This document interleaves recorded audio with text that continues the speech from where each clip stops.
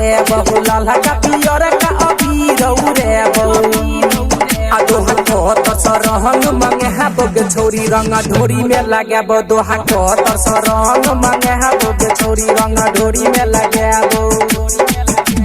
बो होली में छोरी वीडियो कॉल पर पटे बहु लाला का पियर का अबीर रे बो दोहा को तरसरंग मंगे हा बोगे छोरी रंग ढोरी में लगे बो दोहा को तरसरंग मंगे हा बोगे छोरी रंग ढोरी में लगे बो अच्छा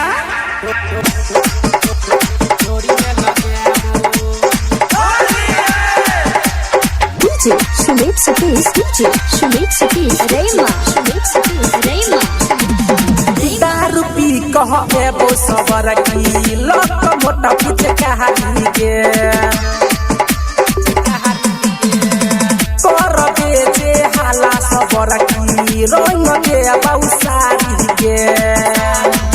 हाँ बालटी में रंग मिले हा बोगे छोरी रंग ढोरी में लगे बो दोहा को तरसरंग मंगे हा बोगे छोरी रंग ढोरी में लगे बो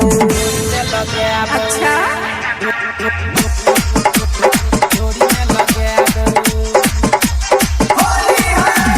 DJ Sumit Satish Rema जखमी जितेंद्र छौरी होली में पड़ल पीछा गे रणजीत डीजे अमरेश होली में लौकूबे माजा गे